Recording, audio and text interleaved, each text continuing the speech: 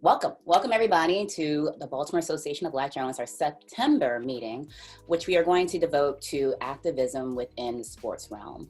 And since we're talking about sports, I am going to completely throw this right on over to David Steele, and he will walk us through what our panel's about, as well as introductions.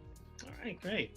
Well, hopefully, as you know by now, as we've all joined us and all the people who joined us, the name of the panel is Why We Won't Shut Up. Well, rather, we won't shut up and dribble. I think you guys are all familiar with that phrase by now after the last couple of years of what we've seen in the world of sports and sort of across the realm of everything.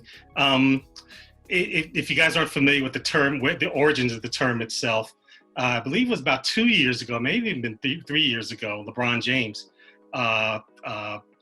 used his rights as a citizen of the United States of America to speak up about the situation here in this country.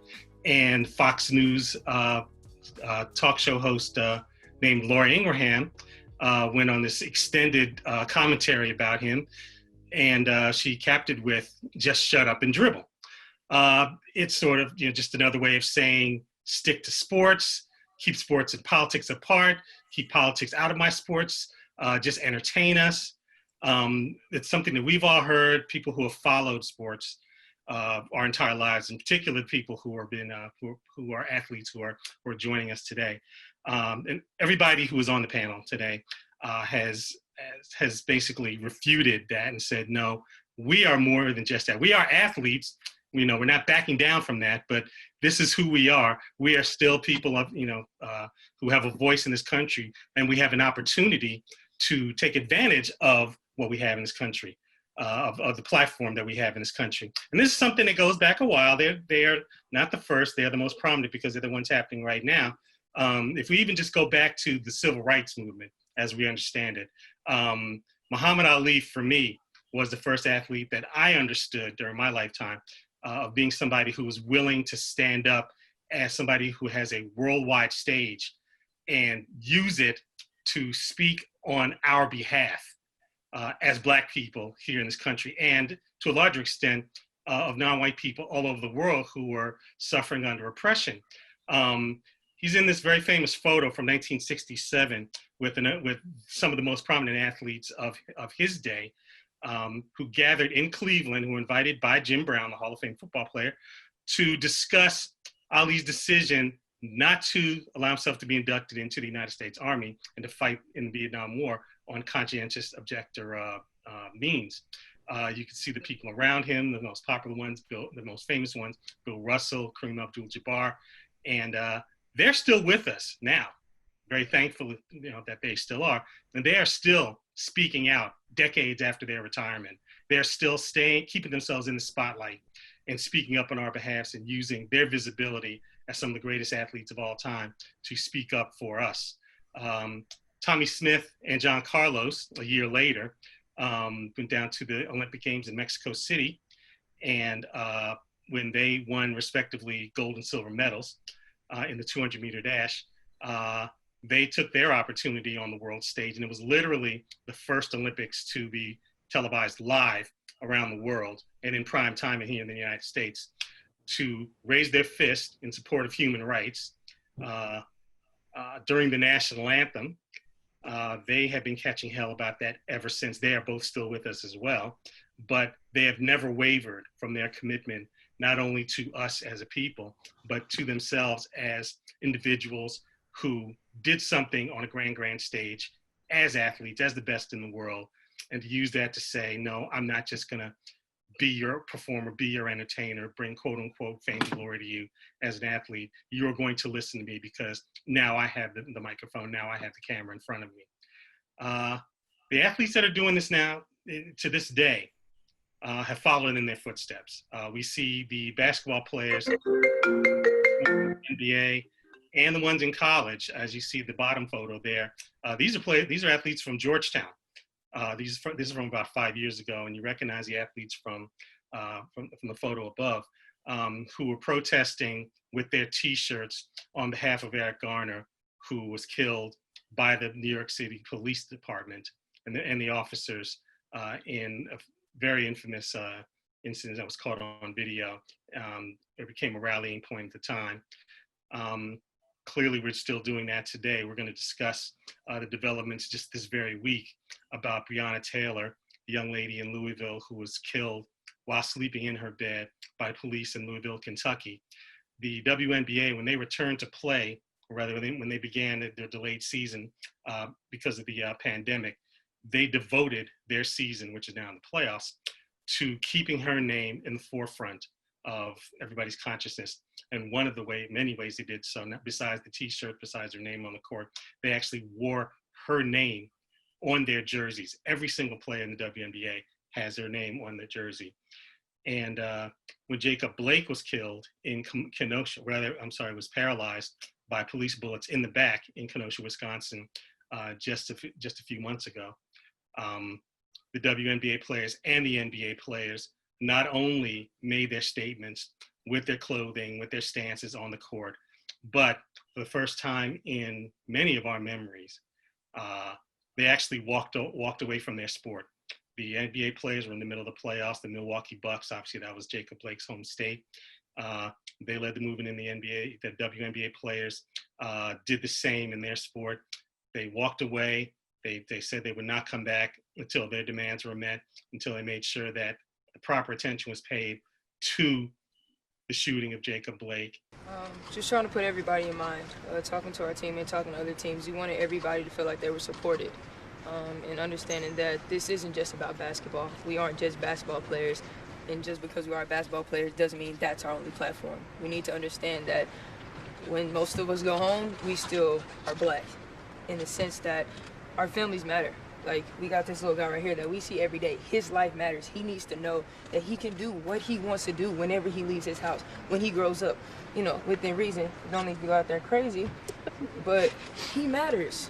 And that's what people need to understand. Like, we're not just basketball players. And if you think we are, then don't watch us. You're watching our own sport, because we're so much more than that. We're going to say what we need to say, and people need to hear that. And if they don't support that, I'm fine with that. At the end of the day, I'm going to make sure that my family's good in any way that I have to do. And if basketball is not it, God forbid, but that's what it is. We need to understand that these moments are so much more bigger than us. And I really appreciate my team for not only having my back, but saying what they feel. It's hard to say that type of stuff in these moments. It's hard to be vulnerable in these moments. But I think, like Nneka kind of said earlier, if we do this unified as a league, it looks different. Because this league is close to, if not over 80% of black women. We have cousins, we have brothers, we have sisters, mothers, everyone. We matter. And I think that's important. I think people should know that. And I'm tired of telling people that. I know I matter. We know we matter. I'm tired of telling people that. If you don't know that, you don't think that, then you need to recheck it. And if you have a problem with us saying Black Lives Matter, you need to check your privilege. Because yes, all lives matter, including the black lives we're talking about. Yes, we matter. And I think that's important. And people need to know that. And the domino effect was that athletes in every other sport that was playing right now did the same thing, including the U.S. Open. That is Naomi Osaka, the U.S. Open women's champion, who chose to make her feelings known before every single one of her matches by wearing a face mask, because the U.S. Open was, of course, closed to the public because of the pandemic up in New York, with the victim of police violence, police brutality, police abuse, and just the abuse on our rights by this government. And she did it, in the most spectacular way possible by winning the tournament. So she got to use every single mask that she had available to her. This obviously continues today because, it was literally just 2 days ago that the decision on Brianna Taylor came down. And we have seen the reaction, not only by the people here on this panel, but by athletes all across the board who have continued to say, regardless of what the grand jury and what the state of Kentucky says, we are not going to forget her. We're going to continue to say her name. We are going to continue to use our platform to make sure that she is not forgotten, to speak up for people who do not have platforms like we do as athletes. So that brings us to this afternoon, where we have a phenomenal panel. DJ Heat, Aaron Maybin, Tory Smith, and Robyn Murphy.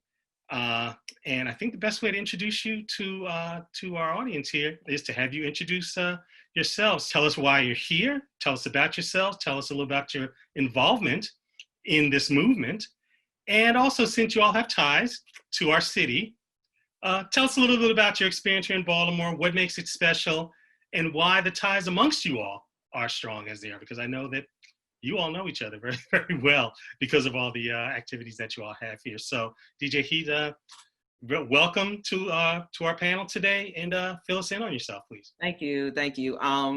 Name is DJ Heat. I'm the official DJ for the Washington Mystics and also the Washington Wizards.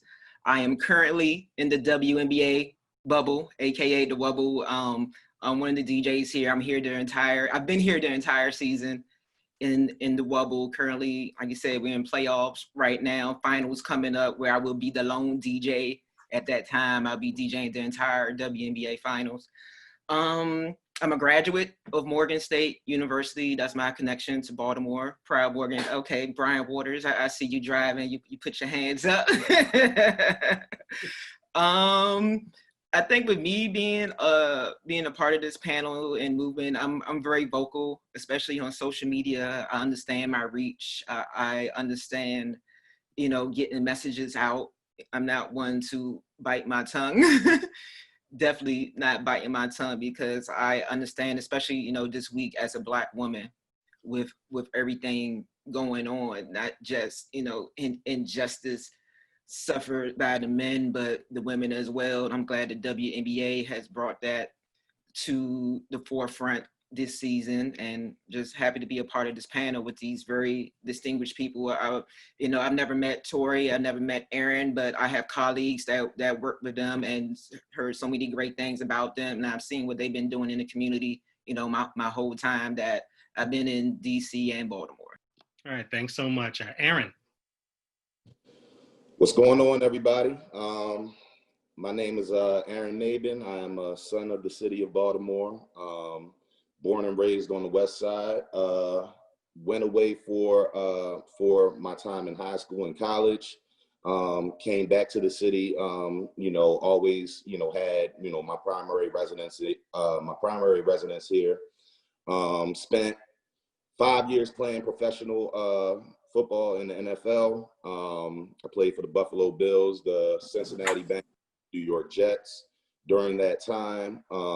But most of the work that I do now is centered in our community, in our education system, and, in the artistic community. I'm an artist, I'm an author, I'm an educator. I help to develop a curriculum and different resources for our students. And I also do a lot of work in the advocacy space as far as legislative policy work and, fundraising for resources for kids and families in our most marginalized communities. So, there's always been a huge intersection in my mind between athletics and, social justice initiatives.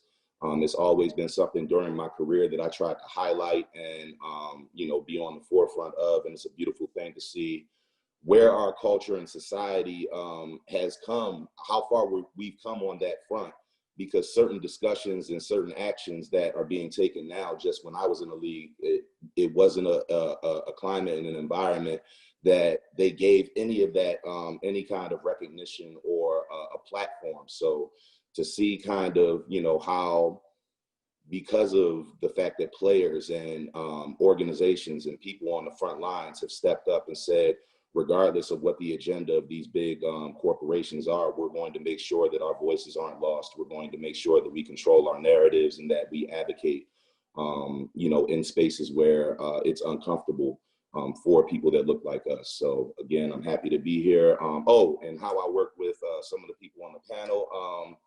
I've always tried to have a strong partnership and be a resource to NABJ. That's always been something that, as somebody who majored in journalism in college, I saw the necessity and the need for us to really have strong, powerful voices advocating for us and controlling our narrative and our stories. And I understand how important organizations like this are in maintaining the integrity of that narrative. So I always try to work with Dave, any opportunity that we have to collaborate. We do so. And Tory is somebody who, I've known for a long time now, playing against each other at a certain point in our careers. And then just as sons of the city of Baltimore who, you know, want to do something positive going forward, you know, we have always tried to work together in community initiatives and things of that nature, and showing examples of what it looks like when we as Black people decide to utilize our platforms in a positive way, and show people what it looks like to be creative and collaborating with one another and supporting one another. I think that we need to have as many examples of what that looks like as possible, because if you allow anybody else to paint that narrative, they'll say that we don't work together. They'll say that we don't collaborate. They'll say that we don't come together when necessary. So Tory is my brother, and you know, I look forward to continuing to work with him in the future. Great, Aaron. And thank you very much again for everything that you've done for this chapter and for the organization. I appreciate that. Robyn. Hi, everybody. I'm Robyn Murphy. So I've had a decades plus, going on 2 decades career in sports journalism, where I was a lot of firsts. I was the first female sideline reporter for Comcast Sportsnet. I spent a lot of time covering the Washington Wizards and a lot of college basketball as well. I've written a bunch of stories, and I've also been an on-air personality at BET, where I was allowed to spearhead sports coverage and particularly sports in society, that kind of coverage. So I've hosted panels that we've done at that network, on sister networks of BET like Centric. And I've written a lot of really powerful sports pieces, including one, a sports panel for Vibe magazine around Kobe Bryant's rape trial. So that happened some time ago, and that was also turned into a special that I hosted. I am a Baltimore native, as is my husband. We both went to Edmondson High School, whoop, whoop. And I'm currently raising 2 athletes. My son is in college on a Division I basketball scholarship right now. My daughter's an equestrian when she wants to be. She rides horses. She's in 4th grade. And my husband, Jason, I'm also a sports wife. My husband, Jason, is the current president of the NFL Players Association for retired players in Baltimore. And so he is friends with Torrey, and he is friends with Aaron, and we have had many collaborations in that realm. My work now involves communication and how it relays itself in the space of diversity, equity, and inclusion, and in particularly how the world of sports and athlete merges into corporate America, into society. And so that's the specific lane that I work in now. Aaron and I had a date last week that we canceled, where we were going to talk some art equity in Baltimore, because what's most important is what's happening to the kids in our city, and what they see and what they get to do. And so I get to work with all these people. The only person on the panel I thought I didn't know, was DJ Heat. And then the minute we posted it, my best friend was like, how 2 of my best friends on the same panel? And I was like, because that's how Baltimore rolls. Everybody knows everybody. And if you didn't, you should have. And that's how we met. I love those kind of stories. That's great. Tory. Hey, hello everyone. My name is Tory Smith. Similar to Maybin. We had a similar path, except where I was born 1 state south in Virginia. Went to the University of Maryland, ended up being drafted by the Baltimore Ravens. I studied criminal justice there when I was at Maryland, so if football didn't work out, I would have been a lawyer. Now that I'm retired from the NFL, it's no surprise that lobbying and fighting for policy is something that's a passion of mine. I feel like, you know, we have everything that we have now because of the people that fought for us and spoke for us legally. To have that opportunity, we have a long ways to go. So for me, I've been trying to continue to educate myself and help in the community. I've always done, you know, everything that I can to try to help other people, because I wouldn't be on this panel right now if it wasn't for other people, you know, supporting me and giving a hand to my family at times, and honestly, simple as giving hope at times. And so now I'm retired. I live in Baltimore. I'm in the process of partnering with Baltimore Rec and Park. That's why Maybin and I are together all the time, talking about what we can do to try to, you know, help the city and not just, you know, be as president. I think Maybin's a perfect example of what leadership looks like. You know, he lives in the community. I tell him all the time, like, you take it to the next level. You know, I'm motivated by him all the time, just by the way he lives. And so for me, I think as athletes, you know, guys have always given back for as long as I can remember, and I'm sure long before I was even born, right? But now, you know, what can we do long term that's bigger than the holiday drive, that's bigger than a small program? How can we honestly change lives? And that's what the mission that I've been on together with my wife as we move back and settle down. I know basically everyone on this panel, and DJ Heat, I know of you, so I know a lot of you, so I will get to know you more now that I'm back here, especially with the Mystics. I got my baby girl, and I love some women's basketball, so we'll know each other very well. And, you know, just as a whole, you know, I'm passionate about people, specifically people who don't have a voice. And the first visitor today just came. TJ, get out. I'm specifically people with a voice, with the voiceless. You know, I'm comfortable speaking up because people did it before us.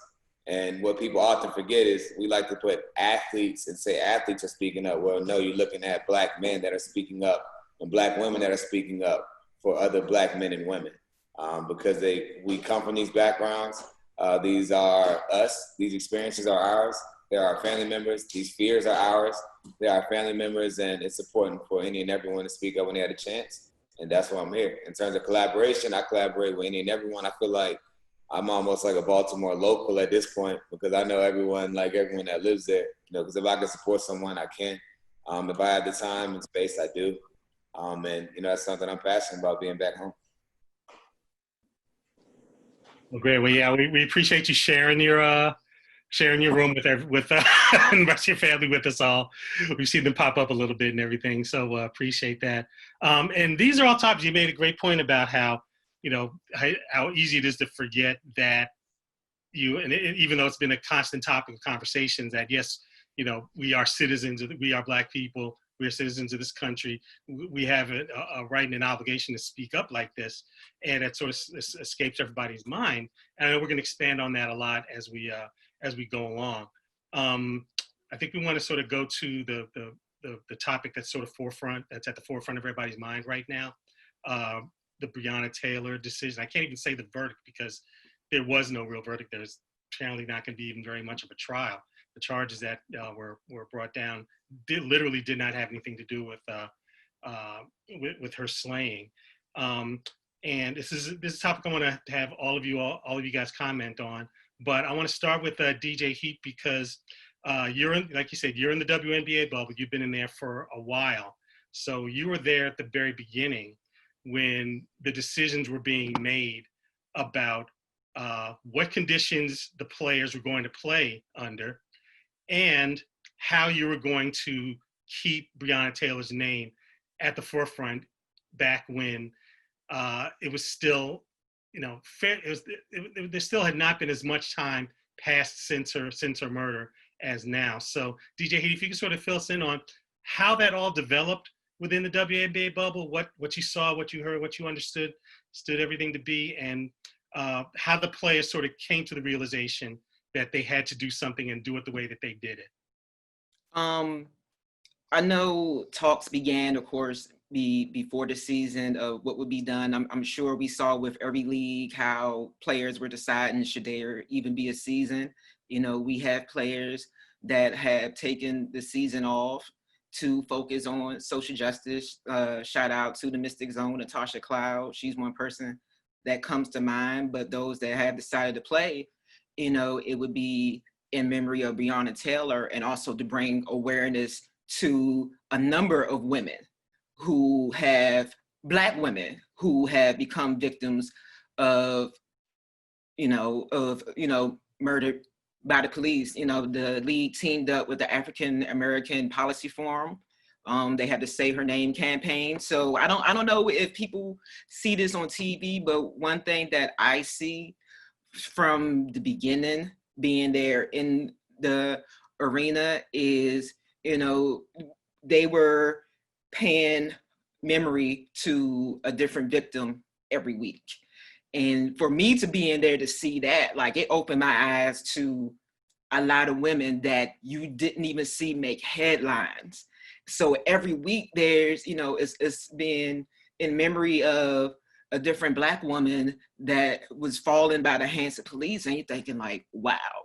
And that's a very big thing that I think they came to do, because, you know, if I wasn't aware of a lot of these women, I know other people, fans wasn't aware, players wasn't aware. So that brings attention to that. And, you know, they formed a social justice council as well, you know, teaming up for not just the injustice that Black women are facing, but also, you know, we are in an election year. Voting is key, and to show people how key voting is. And it's been something for some days. I'm not gonna lie. You know, we talk about the mental health that players are facing in the bubble. It's been heavy for me as well. You know, even the day after the decision was made this week in Kentucky, you know, I got a DJ the next day, and I'm thinking about the players as well. I'm like, yo, these women have to come in. And again, the focus has never been off of Brianna Taylor, but it was more heightened, I feel, that day. And to watch the montage, again, I'm in the arena to see the montage of her photos and the statement that the players made before both playoff games is something else, but is needed. You know, people, the voice that athletes have, you know, I think sports is one thing that brings all ages and races together. Like, everybody's watching it. So yeah, they're mad. People are mad that people won't, you know, players won't show up and dribble. But at the same time, the message is getting out, isn't it? Y'all gonna get this message, whether you like it or not. So. And the rest of you, please, you know, weigh in if, you know, with your thoughts as you saw, obviously, everything developing with Brianna Taylor, but also what the active players like the WNBA players and the NBA players were doing to keep her name in the forefront of everybody's consciousness. So I like to look at, I'm very proud of what the league did, both leagues, the WNBA and NBA, did with Brianna Taylor, because I'll preface this by saying I'm so glad we're in a safe space today, because there's sometimes we need to have conversations and then we need to close the door and have other conversations, right? So if we're having a conversation about race that needs to be had, then when we shut the door, we need to have the conversation about colorism, right? When it's just us. So we can peel back the layers of all the ugliness. Then the same to me goes with when we talk about the killings, the unjust killings of Black folk. When we shut the door, we need to look at our own complicity in the sexism of it all. And that's what has happened among us as Black folk, to say, we've got to know how to elevate the stories of women when this is happening. And that has not always happened, which is why, as DJ Heat said, there were names that were not heard of because of the sexism of it all that exists under the racism of it all. And so I'm so grateful as I watched Black men step up, in particular, with say her name. And so that was just so important to me. So we're not going to get justice there, which is very painful. But what's hopeful is that like DJ Heat said, it's been elevated to a place where we're figuring out that we need to protect Black women as well as men, as it pertains to that space of social justice. It's just insane, like people said, that the wall of the neighbors are going to get justice before her body. And so I was really proud to watch the way that athletes responded, particularly as it pertained to the body of a Black woman that we lost. Yeah, I think just to piggyback on what my sisters just said, you know, they said really, that's why I wanted to really listen to them talk before I said anything, because this is a time right now where, rightfully so, you're seeing an elevation in the platforms and the voices of our Black women. And, you know, to piggyback off of what Robyn just said, you know, sexism in this country has always ran deeper than racism. You know, Black women have had to, you know, face so much, you know, from society, and then, you have to deal with the whole patriarchy and, you know, sexism thing behind that, even in their dealings with Black men. And, you know, to see situations like this unfold nationally where, you know, after Ahmaud Arbery and after, you know, George Floyd, to see, you know, this national outpouring of outrage and protest. But then at the same time, you know, women like Brianna Taylor, you know, weren't getting acknowledged at the same rate. You know, you weren't seeing those voices as angry and as amplified, you know, when it came to black women that were victims of state-sanctioned violence. And, you know, from Sandra Bland to Brianna Taylor to even people that have been affected a little bit closer to home, you know, and we don't have to look further than Baltimore City itself to see how those racial and sexual dynamics play out on the home front. So it's been a painful time, man. It's been a extremely painful time, especially for those of us, I think, that that do the work, you know, because you're just inundated on a day-to-day basis with just trauma and pain and, you know, knowing that you're walking into spaces where to even expect justice to be served is to have lofty expectations. You know what I mean? Reckoning with the hypocrisy of that on a constant basis as a nation, as Black people, it can get exhausting, you know? So I think that, oh, somebody just put Corin's name in the chat. That is, you know, that's a situation that isn't even a long time ago. You know what I mean? Like, how many times are we going to have these same situations recycled in front of us over and over and over again before people actually wise up to the fact that these situations are real and the reality of what Black people in this country are facing still has to be addressed at a systemic level. So to circle all of this back to what Tory touched on earlier, that's why I think right now, as a people, we have to be more focused on the legislative policy side than ever. You know what I mean? There are certain specific actions that we'll get into probably later on in our discussion, but, you know, at a time like right now, we have to actually be focusing on actionable steps past our pain. You know what I mean? At a certain point, we have to get to the point where we can acknowledge our pain, but we have to move past it and start focusing on how do we prevent these situations from happening in the future? You know, how do we set up structures politically and socially and in our communities that are actually going to protect us where we are?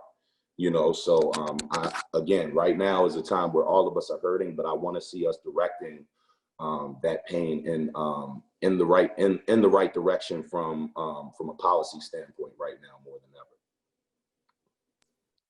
And I add to that, you know, the pain is real for a lot of people. You know, you look at it, and for me, I was like, if you is asking for justice like that much, no one's asking to be treated better. No one's asking for anything, simply asking for justice. And so when I think about what happened with Brianna Taylor, the fact that if I went out there and I were to shoot anyone on this panel in self-defense, if y'all were beating me up and I were to shoot at you and one of my bullets killed someone else, I would be charged with manslaughter.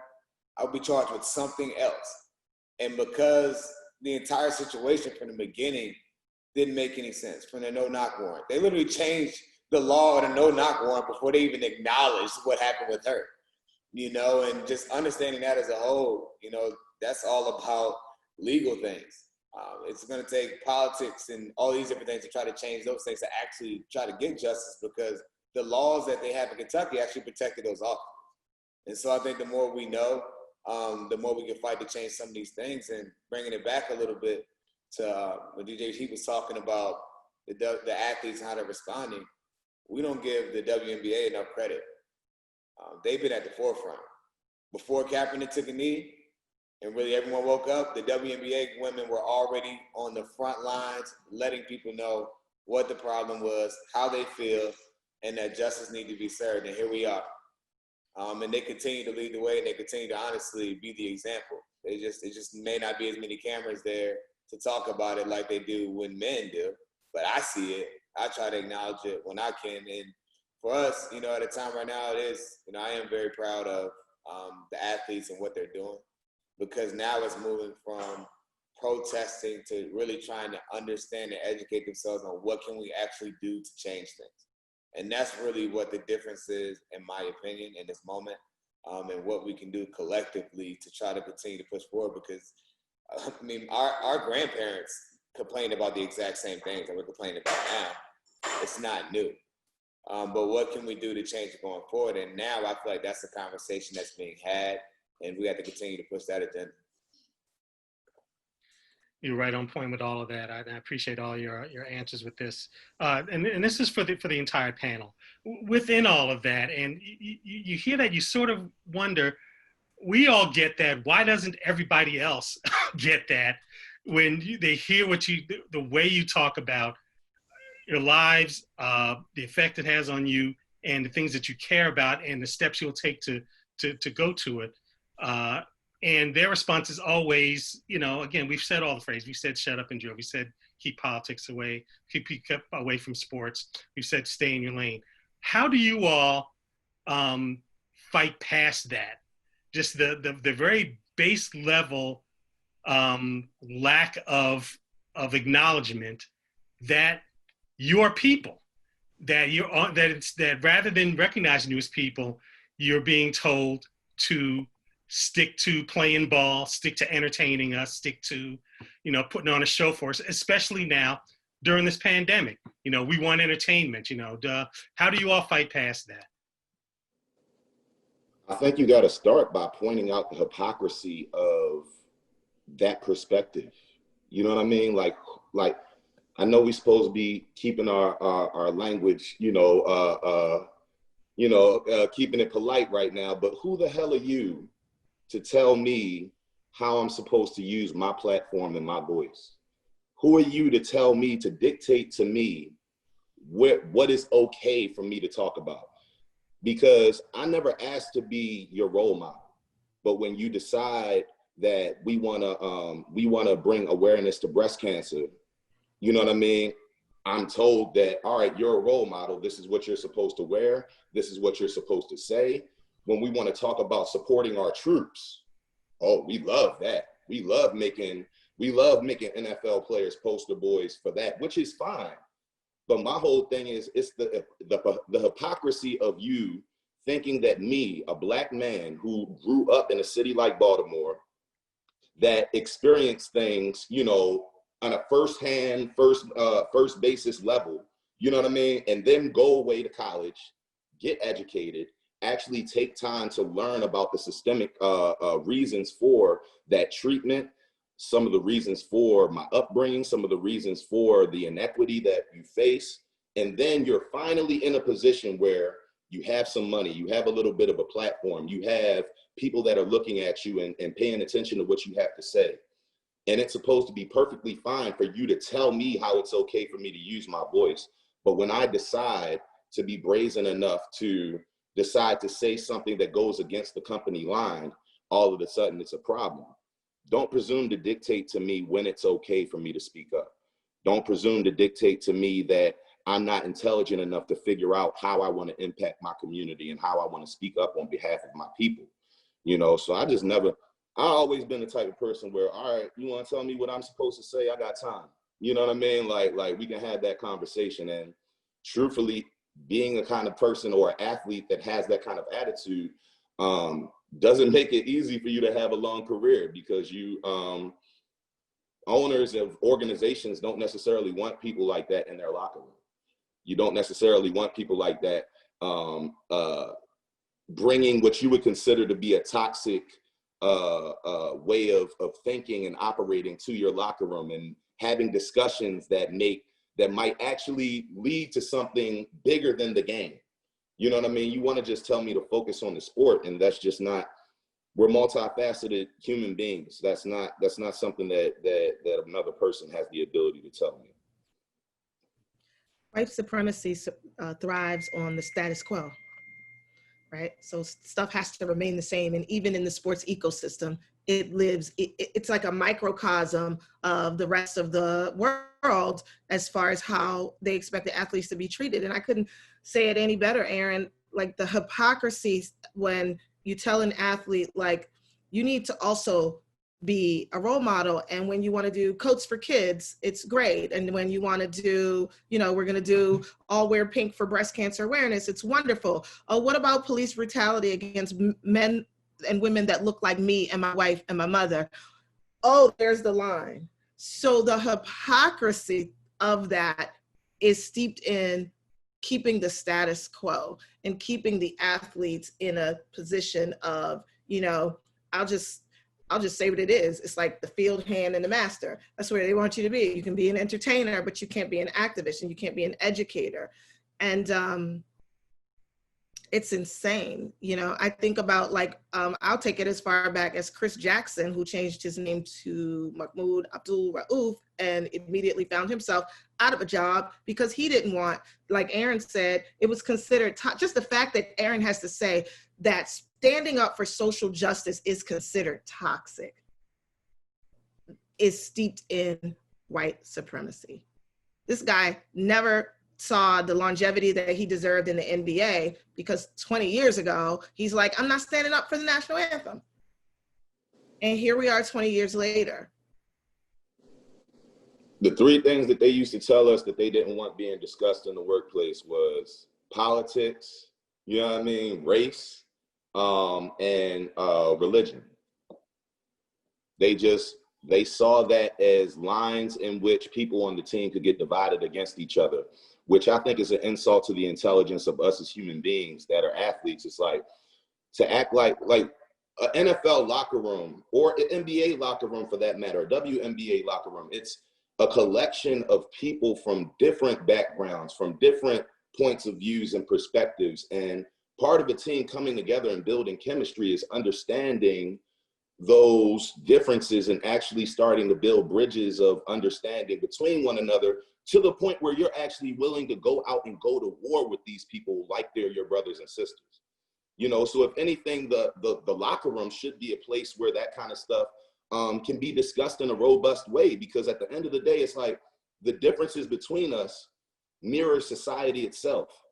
So it's like if I'm on a team with 50 other people, and, you know, it's white boys from Wisconsin, you know what I mean? It's black dudes from Philly and Baltimore. And like, if we can get ourselves to come together and have, you know, similar opinions on certain topics, that says a lot for our ability to do it as a nation, you know, because you got Democrats, you got Republicans, you got independents, you got people that are Muslim, you got people that are Christian. You know, these are a representation of our society itself. So I've just always been somebody that pushes back against that notion of, you know, somebody having those type of opinions and being of the mindset that it can exist in the microcosm of a locker room. Like, you know, that's a good thing for your team ultimately. And to piggyback off that, maybe I think it's easy to, when you realize, y'all talked about the hypocrisy, well, when you know that, you just continue to, I don't care anyway. Like, that was always me. Like, I'm gonna say what I want to say. If I feel it, you know, I'm gonna say it. And so when you understand that people are intentionally trying to silence you or place you in this mode, I'll give you a perfect example. At one point in the NFL, I'm gonna say at one point because clearly that tide is trying to change, I was criticized for doing too much in the community. Same. Because you're not focused on football. Well, I think you're not focused on football. Like, football isn't rocket science. I'm sorry, y'all. Like, I mean, you got to prepare and all of that, but it's not rocket science. But people act like you can't do two things at once. And so the same thing happens when people are focused on social justice initiatives. You're not focused on football. Well, listen, all you saw me do is tweet. It took me 10 seconds to tweet this. You saw me to be on this panel for an hour or so. You saw me to go and lobby down with Congress, which took 2 hours out of my off day, but now I'm not focused. I think it really brings things to the issue of like what people want you to worry about. And they try to put you in this place where your voice doesn't matter. But I mean, we understand and we know, and I think athletes have known it for a long time, but I don't think that fear is there. you know, with this generation, and you don't need your team's backing because you have social media. You know, you have a voice in different areas that didn't happen before. And I think now you're just starting to see people grow into that role more and more. And it's not just about athletes, right? It's changing the minds of the leadership of these leagues. Some of these team owners, you know, whether they care or not, I don't think that's really the issue. You know, are you going to give people the opportunity to really go and use your platform and use your influence to help get to the people who help create real change? And those are things that you're starting to see with the athletes really recognizing their power. But I don't, just to piggyback real quick, Tory, I don't even think it matters if they really care or not. That's what I said. It don't matter, like, at all. You don't need to care. It's evidence of that. It's like me and you have both leveraged our position as former players. You know, even I don't know how comfortable you are talking about what we just recently did, but it's like, yo, we put organizations from the community in position to get real money from these people, whether they care or not. I think all I is you to support the platform that we tell you we're passionate about. Like, let us handle the rest of it. But if you're gonna call yourself an ally, we'll hold you to that. Like, and because a lot of people don't know, because honestly, it just kind of got like, I'm not gonna say it got swept under the rug, but like it kind of just came and went. But with the Baltimore Ravens, right? Their team owner, Steve Bisciotti, I've actually had conversations with him over the past few years. And that's a person who I can say, like, he cares about what's going on in Baltimore, and the things that the Ravens are going to do going forward are going to change the game from a professional team perspective. But going back to Maybin's conversation with it, I was tasked with the responsibility of helping their players figure out where $1 million would go to in Baltimore City. And so one of the first things I did was call Maybin, like, Maybin, listen, these team owners and leadership and businesses replace the Ravens with any other corporation who's trying to figure out what they can do in their community. They're trying to figure it out, but they tend to go to the people who have the big names and feel like they're doing like really good work. I'm not trying to knock any major foundation or group and saying they're not doing great work. But what I do know from my own personal experience is there are grassroots organizations that are in the streets and that have been fighting forever. They're in the trenches, they're in the areas where people like to talk about and place people in the news, right? They're there working, but they don't have the support. And what little, the number isn't little, but what the number that you're giving them, $35,000 to one organization here is like $1 million to another organization. Absolutely. And so to be able to use that relationship, and the Ravens bought in on that. You know, it made them think about organizations, whoever just said ceasefire, we made sure they were there. Yeah, Baltimore ceasefire, you know, it made a big difference in the way they're looking at their philanthropic work in Baltimore City now, because they know it's not just about the big foundations who have a name and can help it that way. No, these players are passionate about certain things, and there are only certain groups that are really doing that type of work and not having 99% of their money go to administrative fees. So it's been like, you can see where it's going. You can see the change that it's. For example, there was a group that we picked called Challenge to Change. They have a van now because of that donation. Well, what does that van mean? They get to take people to and from work. They can go and they can take the kids on trips out of the city. That wasn't an option until then, without rallying the troops and trying to get everyone to pull together. And now that's a part of their program. So when you talk about what that money meant for them as a smaller grassroots organization that's in what like people like to call the trenches, that's going to be able to change some lives there. And, you know, to be able to let people know on the legislative front as well. There weren't just groups like Ceasefire. We tried to cover the whole spectrum, all over, right? Yeah. And, you know, for us, again, what that allowed us to do as former athletes. Oh, and I didn't even mention, Maybin, I brought the grassroots organizations and Maybin on a Zoom call with the Ravens leadership. Oh yeah, we did do that. There were players on that call too. So to try to get everyone to kind of learn and hear, because as players, and I'm not trying to generalize players, but every player isn't like Maybin or myself that's very curious and wants to learn and want to go and do work, but they still have the influence. So for them to go and to learn and have that opportunity, now they know where they can try to help or a place that they can go. And I think, what we're going to be able to see out of the Ravens in the next few years is going to be special. And that's just one example of athletes here in our city.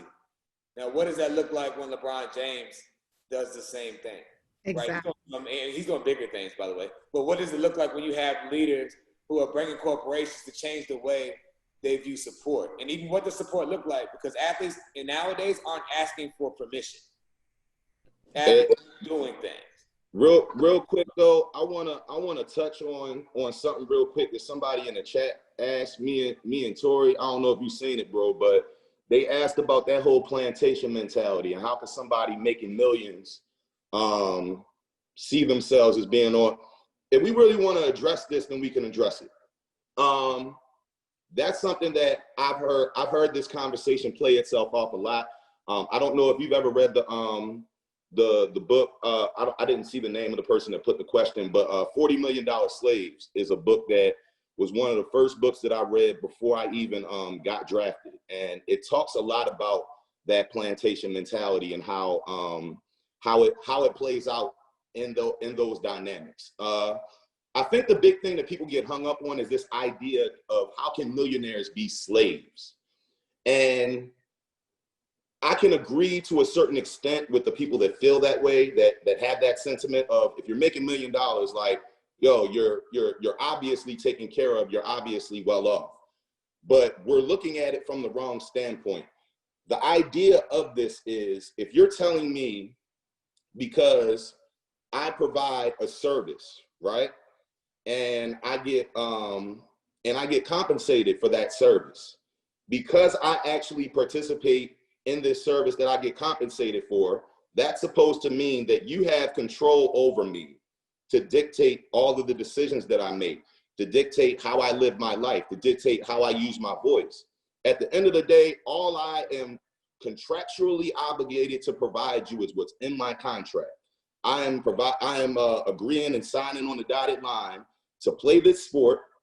I'm agreeing to make certain appearances and things like that. Everybody's contract is different. It stipulates different things, but it has nothing to do with my life off the field. You know what I mean? It has nothing to do with how I choose to use my voice, how I choose to conduct my business, all of that stuff. But because of the fact that athletes are put up on this pedestal of they're making money, and we're public figures, right? People have this entitlement of the fact that because they operate in this public space, that my opinion on the decisions that you make is supposed to matter to a point where I'm supposed to now make different decisions so I don't anger you. Whether you're a fan, whether you're a coach, whether you're the owner of a team or a franchise, and the way that they go about trying to exert power is by using this position of privilege as something to hold over you, as in like, look, this can be taken away. And it's like, okay, that's true. It can be taken away. The question then becomes, how far am I prepared to go? That's when you look at somebody like a Colin Kaepernick, you know what I mean? Like, that's the reason why we respect him so much, because he was faced with this ultimatum, you know what I mean? I guarantee you, before anybody else, before it became public, any of that kind of stuff, people start coming to you and they say, look, we're uncomfortable with this. You're making some of our people angry. You're making some of the owners' friends a little bit upset. You know what I mean? Like, they come to you in private before they say anything publicly, before they do anything to you publicly, and they give you a chance to make nice. So if you really are as convicted and all that kind of stuff in what you're believing in, what you're deciding to do with your platform or with your voice, you have to be willing to potentially sacrifice that. And as long as I'm that convicted, as long as I'm actually willing to sacrifice that, if it comes down to it, then respect that. You know what I mean? All you can do is respect the fact that I'm willing to prioritize my morality over potential dollars. Because at the end of the day, those dollars, as we said, the idea is about control. anything that's given to you can be taken away.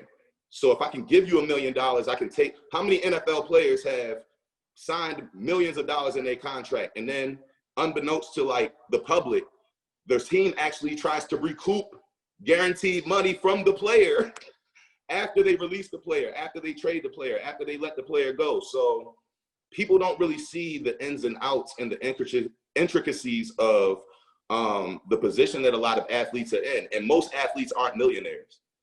You know, that's what people will see a quarterback that makes this, or you know, a high-priced defensive player that makes that, and not realize that, okay, there are about 7 or 8 guys on the team that are making that amount. There are a lot of people that are on practice squads or second, third string guys that literally are making enough for them to take care of their families and put a little bit of something to the side, you know what I mean, for the future. So I think that when we look at it through that lens, it's easier to see how people can consider that $40 million slave mentality when looking at the reality of how these owners and systems professionally operate. Maybe I'll add to that one. To me, it's simple because I made a couple dollars when I played. I mean, I ain't gonna lie, but you know, when people make a couple dollars, but when people talk to you, it's like, okay, there's a form of financial privilege that you are able to escape certain things that may not be happening in the hood. But guess what? When you come from a lower income environment, you understand certain things that are built that you literally grew up in. Fast forward that to be in that position now. What does your money have to do with you speaking out for a problem that you still see that exists? If I go, like it maybe said earlier, I do a lot of stuff for dogs, right? I love animals. If I'm telling you that the dogs are being abused and there's too many that are just thrown into the streets, people have no issue with that. My money didn't stop me from speaking out on that or doing anything like that, right? So you talk about, and the dogs are, and they're the oppressed individual in that situation, right?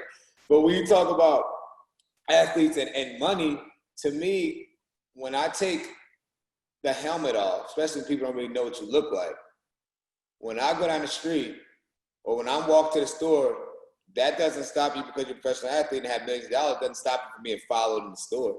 You're a black man. You know, it doesn't stop you from when you get on the airplane and if you have a ticket in first class, people asking you, you know, what are you doing? Questioning why you're stopping there. Or even somebody asking you, what do you do anyway? It's like, why are you asking me? I'm in my seat. Why do you have to ask me what I do? I belong here. My seat's paid for, this is my seat, right? That's a privileged perspective, even talking about a seat there. But even when you have money and you're supposed to be in a certain position, you still get questioned even as to why you're in that position or why you're in a certain space or why you're in that room. So your money doesn't protect you from all things. You know, your color of the skin doesn't change. And those are things that I'm in the media world now, you know, with you guys. Y'all know that there are certain things that you're told or how you're supposed to portray yourself or the way you speak. You know, I'm from Virginia, so sometimes I say some words a little, you know, little iffy when it comes to the media side of things, right? But your intelligence is questioned. You know, you have to smile more because you come off as the angry black man if you're sitting straight faced and listening. You know, these are things that, small things, but these are things that even though you have money, you aren't protected from it at all. And I didn't even mention police officers. You know, see a big black dude walking down the streets, shorts and a tank top and flip-flops, doesn't look like an athlete to me, tattoos everywhere. But right? We see examples of that, how your money is not going to save you, bro. It doesn't. Like we've seen examples of rich black men and wealthy, well-off black women mistreated at the hands of law enforcement. I've experienced it. Tory's experienced it. Like, we've all experienced that. So again, I just think that's one of those like hypocritical perspectives that people don't even realize the hypocrisy in. Yeah. I was gonna say that my husband was an offensive lineman, and I don't know, but Aaron and Torrey, y'all can tell me more than anybody else, but that's still like the last bastion of the white guy positions in the league. And so I just remember when he was on the,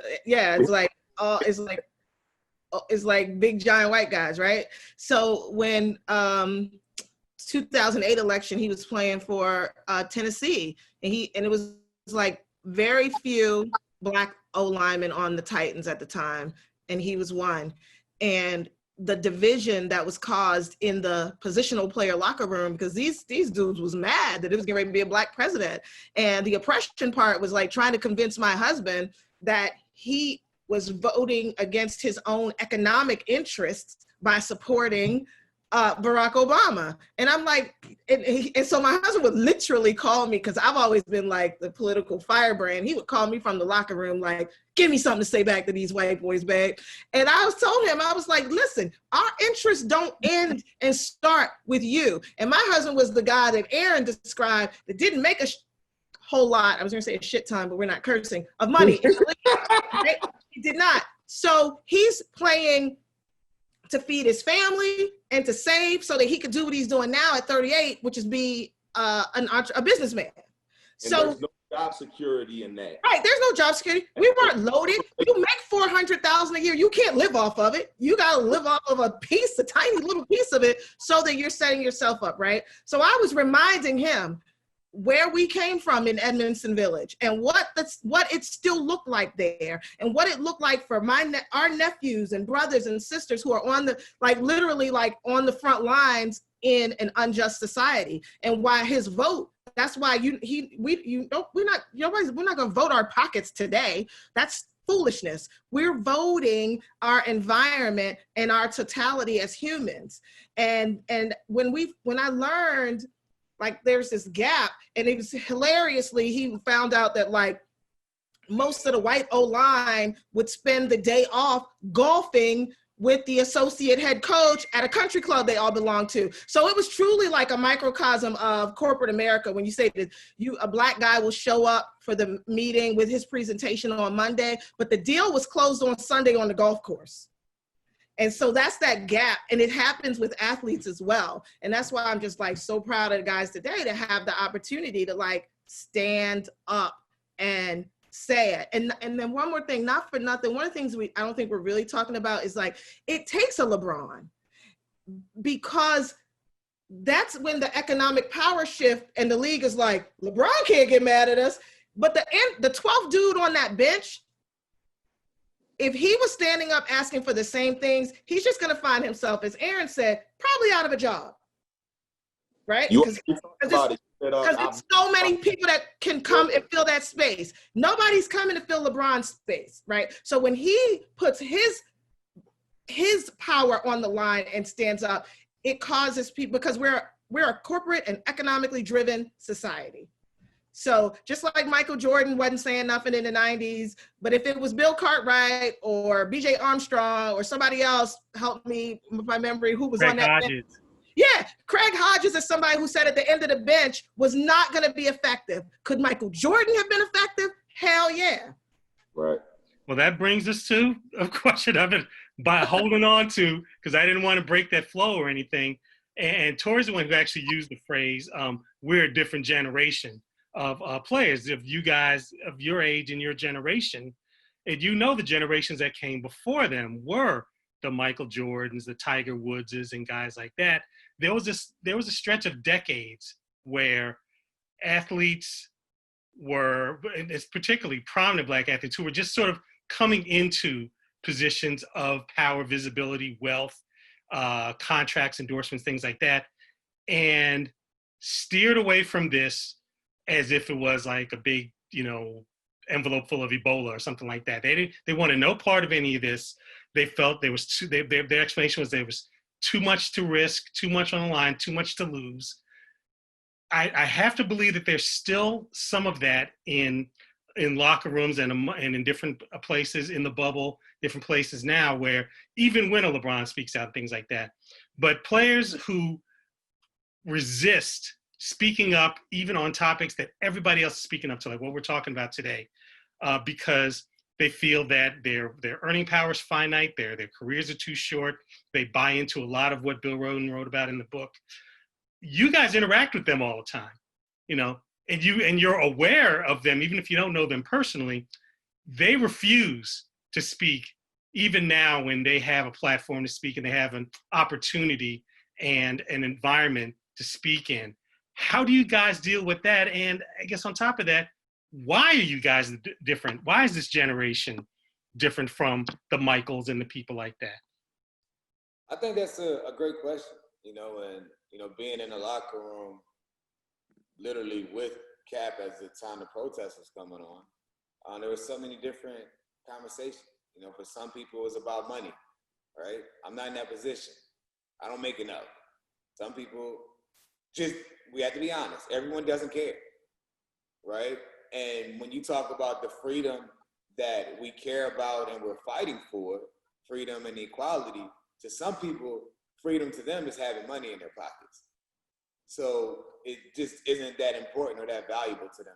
So it's not, to me, you can't be surprised. Everyone isn't gonna pull the rope in the same direction, but we do need you to just acknowledge that these things exist. And again, each player, is on an individual basis. Because you've seen some guys that they're like, I mean, it happens, but it's not like that where I'm from.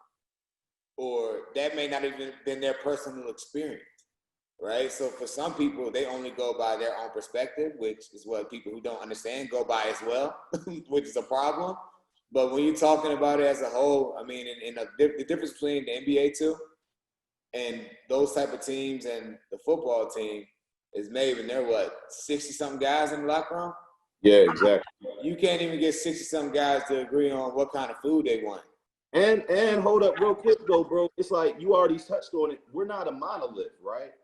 So, to act like the only voices that exist are Black, leftist, progressive, we as Black people, most of us were being force-fed respectability politics since we were younger. We all grew up in a Black church. Most of us had Black family members that were Republicans, that are conservative, that, that give you that whole pick yourself up by your bootstraps mentality. A lot of grown Black people don't necessarily have beliefs that align with one another, and that's okay. You know what I mean? You don't want everybody speaking up. It's some people that you don't want. It's like if the mic is getting passed around, you please don't let this dude pick up the mic because he gonna start talking that BS. I'm good with everybody not feeling the need to speak up if the reason that you're speaking up isn't genuine. You know what I mean? At the end of the day, some people they come from backgrounds that are bigoted. They come from backgrounds that have a lot of, respectability politics in it. They come from a victim blaming mentality, you know what I mean, that a lot of folks that look like us share, and the key thing is to be in a situation where you can have a free and open exchange of ideas within that space. Just because me and you grew up different and you're, a Democrat or a Republican and I'm an independent, that doesn't have to be where we draw the line of demarcation between us and say, okay, we can't get with each other. That presents us an opportunity to build a bridge, and actually get to know one another and understand their perspectives more, So I'm sorry, Tory, but I just felt like something that we should be acknowledging though. No, that's real. That's what I'm like. It isn't for everyone. And to even make it even more simple than that, Maybin, is that it takes effort. Everyone just does it. As simple as it may be to say, hey, I support this or this is wrong. Some people just never utter those words, but they'll come into you in the locker room and ask you some questions, whispering hey man, that's really messed up, man. Say something. You got social media. You on Instagram, posting rap lyrics and stuff. You can say something. You know what I'm saying? But everyone isn't in the same boat, and we have to be okay with that. Everyone isn't in the same. That's probably as big as the problem as anything else, maybe, because too often, if people don't agree or speak on things the exact same way, there's a divide between us when it comes to communicating that too.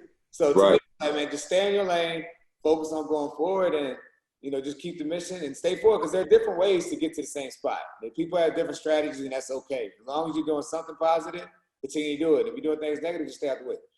And you need multi-layers. If you're fighting, this is a war that we're fighting right now. We're literally fighting a war for our lives. We're fighting a war for our lives to be seen, to be represented, to be alive. I'm raising Black kids in a society, in a city where Black kids aren't safe. You know what I mean? They're not safe in our neighborhood. You can move out to the suburbs if you want to, if you think that that's going to save you. It's not. they can get killed out there just as easy. You know, the bigotry exists in those silos just as heavy as it exists for us here on the front lines.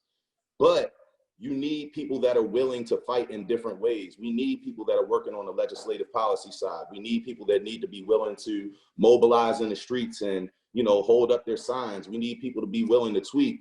I just don't want us to get the things confused.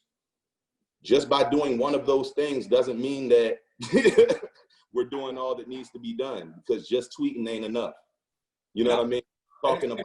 I don't want to hold the conversation, but sometimes, and that's probably a personal issue that I have, is that the one person can mess up the movement.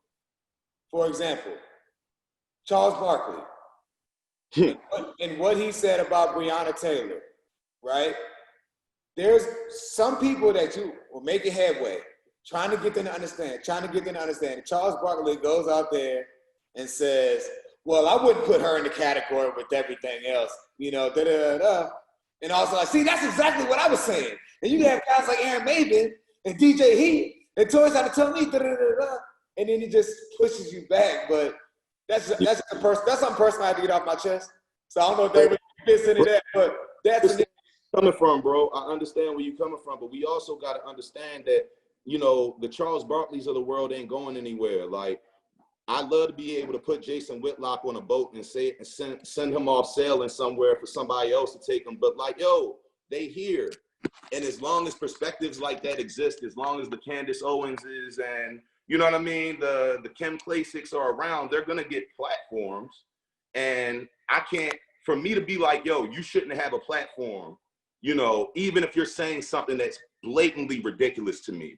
Like, me fighting for freedom and equality is me fighting for my enemy just as much as I'm fighting for my brothers and sisters. Like, I can't, a lot of times we have a really warped perspective on what's right and what's fair and equating that with what is actually logical. It's like, if we're saying that we're going to be a free society, I can't say that we're a free society and say I deserve a platform and a space to speak my truth and my perspective, but this other person doesn't because their thoughts and belief systems don't align with mine. That's just as problematic as what we're fighting against. You know what I mean? So even when it hurts, you know what I mean? Even when it hurts, even when it does, it's like, yo, they are knocking us back a few years with this perspective. It's like, but it is a perspective that's out there. And if I'm going to be saying that my perspective matters, that my voice matters, that my life and all of these other things, then it can't be true for me and not be true for somebody else. You know, so it's a hard place to be in, but, you know, hey, I just try to, what I try not to do is I just try not to consume what them type of people are saying. Like, I understand it's not good for my blood pressure. It's not good for my psychological well-being, because it's just like, yo, I really be wanting to get some of these people up out of here sometimes, but it's just like, yo, like, all I can do is focus on my platform and what I can do. You know, I can't control what you're doing over there, you know, but if there's a space that makes sense for us to align and work together, then let's pursue that. And if not, then let me just keep it pushing. Let me worry about what I can control. One thing I think that's been really powerful that athletes have been able to do, both in football and basketball locker rooms lately, is to get their fellow players and coaches and things that are not BIPOC folk to get it and understand and form an allyship. And I say that because, like, sports is unlike other jobs that people go to, in that you all talked about it earlier, like, they want you to go to war with them. There's a different sort of bonding that happens when you're playing a sport. There's a different sort of level of trust because you're putting your bodies on the line. So all of that, right?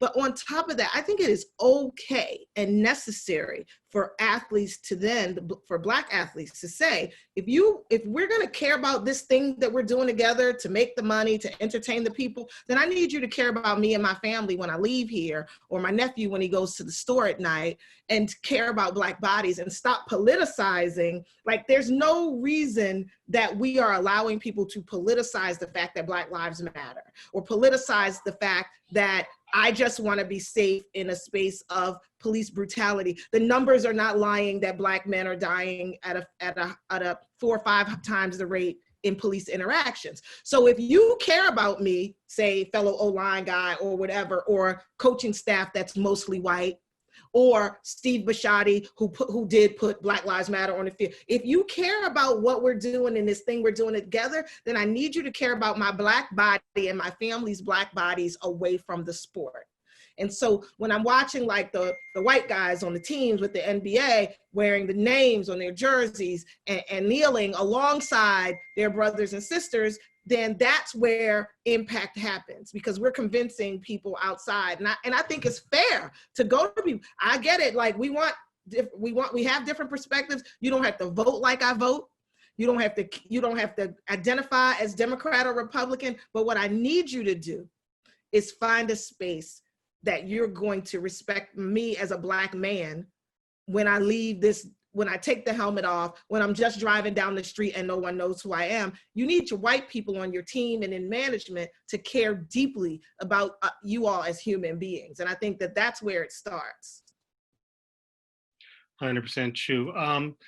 With what we've been saying about who's, fighting for this and who's not, DJ Heat, you're as close to the actual active athletes who are in the middle of engaging in all of this and who are at the biggest literal platform that we have right now. How much resistance has there been from individual players? Has there been pushback? Has there been division? Have there been people who have, not necessarily broken out and done a Charles Barkley thing, but we've seen, a handful of NBA players who have said, I'm not going to kneel. I'm not going to link arms with my teammates. I'm not going to go along with what we're doing. How much has that gone on in the, among the WNBA players who, by all accounts, they've been more unified on this than maybe any other group of athletes has been? I haven't seen any. I wouldn't be surprised if there aren't any, because I think as women, especially a league that's, 80% Black women, we understand that we are a minority already and face oppression. So there are already talks that go on about, just being Black women in this country, just being, that double minority right there. So why would you want to face opposition when it comes to something that affects minorities as a whole, that affect Black people? And I love to see how, like I mentioned, unity with coaches. I love seeing that as well, how the coaches allow the players to be themselves, to talk about themselves, especially that night when the games were postponed, because of what happened with Jacob Blake.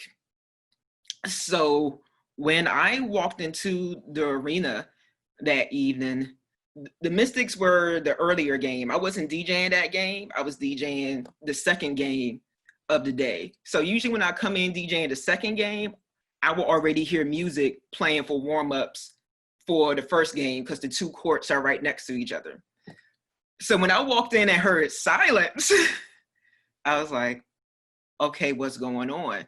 And when I did walk over to the other court, and one thing that stood out to me when I walked over to that other court, when the Mystics were having a meeting with the Dream, the coaches were on the side, and they were allowing the players to discuss and make decisions on their own. And that stood out so much to me, because the coaches know, like, listen, it's about these ladies and how they feel and what they want to do. And out of respect, the coaches were to the side until we saw the decision that was made that evening. We saw the players make a joint statement. Coincidentally, the Mystics had already came in wearing Jacob Blake on their shirts and having the 7 bullet holes on there.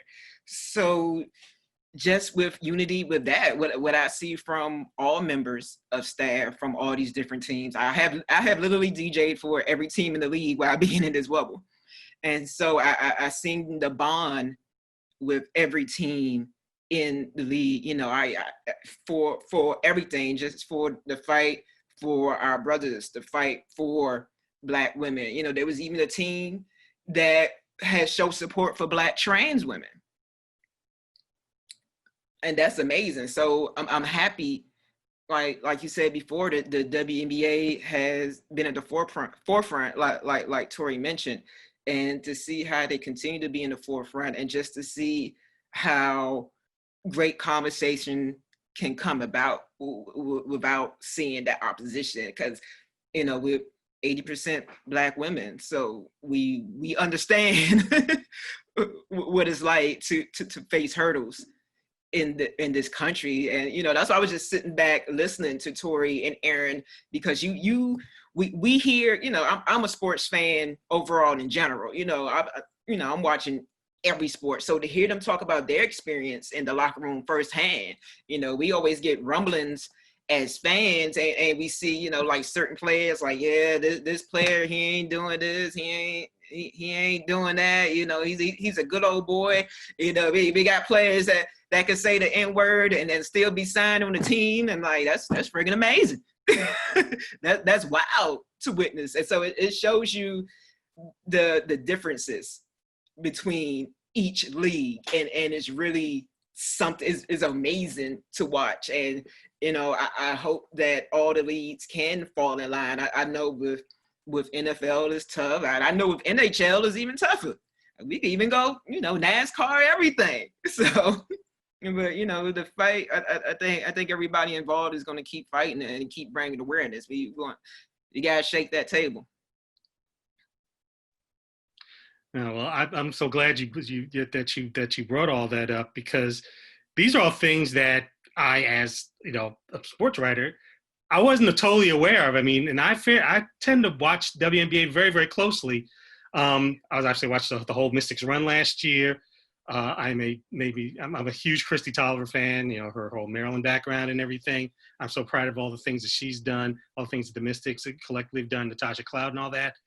But it sort of it again raised the question whether or not everybody gets what's really going on across all the sports. And you mentioned even, you know, NASCAR, the NHL.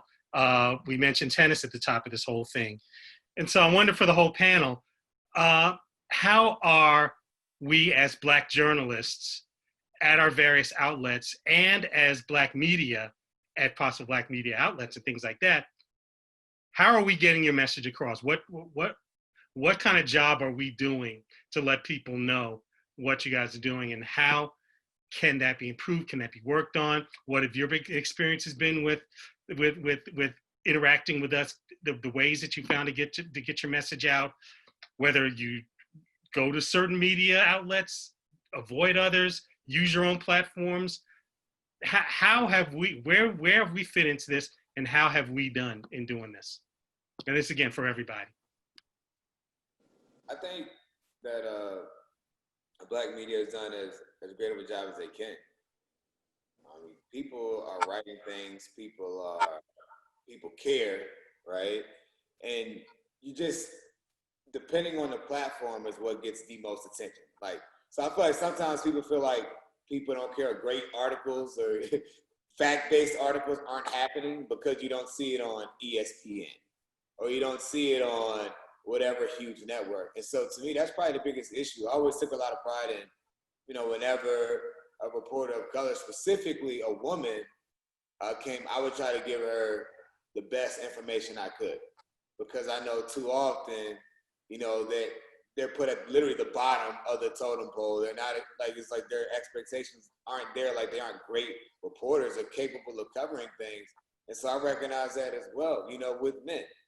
And so when you have the opportunity to talk about things that are real, things that are authentic, I think when, as reporters, you see more flexibility in them as well, because I'm sure the same battles that we have as athletes in terms of people being comfortable with what to say and what not to say, reporters in the past had that same issue of what they can actually write about. Because the same way people are boycotting the NFL, they'll boycott the David Steele media company too.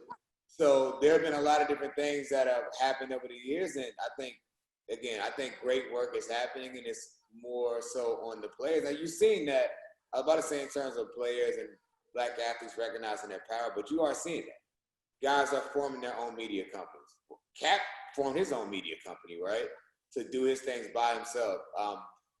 Charlamagne the God did the Black Podcast Effect, or the Black Effect Podcast Network. So people are doing things. BET obviously still exists, so people are doing things to try to help amplify their voice, because no one's going to question if you want to talk about Sandra Bland every day, right? Like, it's not going to be an issue, but if you want to do that in the Baltimore Sun, it may be challenging. So I think y'all are doing a great job, and I think it will only continue to improve as people become more comfortable with issues that impact their actual writers. We brought mainstream media to the fire in hiring Black writers and faces that cover the stuff. Because even like me, when I was doing a panel full of like very powerful people for BET, I'm like, okay, but now we're preaching to the choir. It's going to be, like Tory said, it's going to be triply important that the Baltimore Sun leverage reporters who look like us and have experiences from diverse backgrounds in order to raise the bar of the ways in which they're covering all of sports. I told David earlier, I'm proud to be a part of a project I'm spearheading for Nick Van Exel and Pudge Rodriguez and a couple of other athletes. They've formed Athletes Media Group. And it's a revenue sharing thing for athletes to continue to make money, but also it's telling athletes stories from the perspective of athletes, which I think is really, really, really important. Because nobody can tell your story like you can, right? Right. Just to piggyback on that, what I like most right now is you're seeing people understand the power of their narrative and the power of the platforms that we individually build and control ourselves. Like, I love to see what Jamel Hill and Christy, what's her last name? I'm sorry. Muted. Carrie Champion. Yeah, Carrie Champion. I'm sorry. I love them at ESPN, but nah, man, I love what they're doing now because they don't have the shackles of ESPN on them anymore. You're not worried about what topics you're going to be discussing. So I think that the more that we realize the fact that there's a market out there for Black stories, there's a market out there for our perspectives, for our voices, for the way that we go about contributing and controlling our culture. And I think the more that people realize the power of that, the more you'll see people that have platforms, that have created platforms together, continue to build off of that. I love, even to speak of people on the panel, I love going and sitting with Tory on his podcast. I'm really proud of what he's been able to do with that. Him and his wife are building an amazing platform for themselves to be able to utilize to talk about our issues, to really carve out a space for them to talk about their relationship and all of that kind of stuff. It's a market for that, so the more I'm actually seeing people understand the power in their voice and our platforms, the more we'll start to see, more Black effects, more individual shows and things like that. I love the work that LeBron and them are doing with that whole series, and all the former players that you see that are doing podcasts and having their own shows on YouTube and things of that nature. That's content that 10, 15 years from now, we'll be looking at as multi-million-dollar corporations if it's handled right. And the more of those kind of corporations that we can get with people that look like us and people that value and give voice to our narratives, then the more robust that national dynamic will be. Because the more ESPN starts to see the success that Jamel and her are having, they're gonna say, man, we gotta give 2, 3, 4, 5 more Black women positions that will allow us to do content like that. You know what I mean? But you need the people to be, courageous enough to be the first to say something, to be the first to do something, and the more we can control those platforms, the more I think you'll see us continue to have better and better content available on a national level. And I really appreciate you guys mentioning that. And if you look in the chat, you'll see the information about Tory and Aaron's podcast. And they did one earlier this summer where that was going to be one of the topics we were going to talk about, which was going to be why now. And that was obviously really extremely timely. And also, Robyn, thank you for putting your information in there as well, because we did talk about that, and that has so much promise to making sure that you guys get out, that all the athletes and everybody who has a voice gets it out there, and make sure that it's accessible to everybody, because we stay tuned on all of that as well. And that's how we keep up on what you guys are doing. And one of the things we're going to do before we do wrap up in a little while is make sure we get all you guys' contact information. Because I will say one thing, that following Tory on Twitter is a real adventure, because I can tell you that in the last 2 days, since the Brianna Taylor just came out, it was real crazy. And actually, if you don't mind, Tory, I want to ask you about that a little bit, because you did the same thing when the Players Coalition first started, and when Colin Kaepernick first started kneeling. You jumped right in on social media and were willing to get into debates with people who you want to say, don't, your instinct is to say, don't give this person any air, don't give this person any validity, tune this guy out, he's a troll, blah, blah, blah. And you went head to head and went toe to toe with all these people. And this has been something that you've done really since the beginning of you using your voice as an athlete who wants to speak out. Yeah, I think the best thing about social media is that, I engage with the trolls, as they say. You're supposed to stay away from. I don't care if it's a Donald Trump picture with 3 followers and they just really trolling me. Sometimes they're only following me to troll me. But I respond because I know the perspective that they have. Someone that follows me thinks that same way. So if I'm able to talk with them, or if we just put it out in the light, then people are able to see it. And so I'm not saying you have to agree with what I'm saying, but what I am doing is initiating a conversation that they probably wouldn't have with their own, because they're not around people that live and act or think like them. So to be able to use my platform and social media, which is something that we all have the opportunity to do, to bring a conversation to light, that's been something that I've done since college, honestly, to be completely honest, to be able to talk about different things. And it's been able to, obviously now it's different, to continue to grow following-wise. And I've never really shied away from that, because oftentimes as athletes, you get kind of picking like, why are you talking about this? Or sometimes I lose my cool. I'm not going to say I'm the most professional at times, right? I could be a little better. Like my mom sometimes like, boy, you acting like me now. You know what I'm saying? Like I could be a little better, but Get mad. I could be a lot better, actually. Let me be honest. You're so polite how you get, because it's like you don't really cuss enough, and so like you're always like so nice to the people that I could tell that you're mad at. It's just hilarious to me. So like that's an art. It's an art to cuss somebody out without cussing, especially in text form. So you got to make people feel the tone and the pressure. But that's been something that I've constantly done. Like I said, it's not about me. When you're sitting around, again, people. I was an athlete the entire time I was doing this. So people like to act like people have these busy schedules. And no, I'm on my phone. Everyone, DJ Heat knows this. When they're not on the court, they're just like this.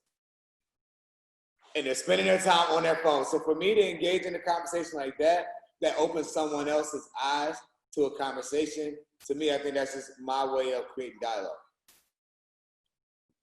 Well, it is added to the conversation in ways that I think were incredibly necessary.